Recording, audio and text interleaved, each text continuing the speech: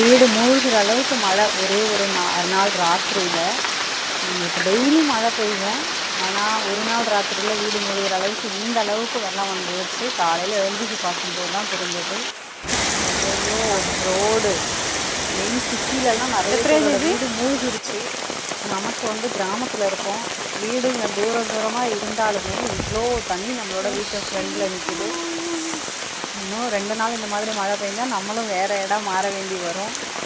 பார்க்கலாம். எல்லோரும் ப்ரேயர் பண்ணிக்கோங்க, சீக்கிரம் இதெல்லாம் கிளியர் ஆகணும்னு. தேங்க்யூ.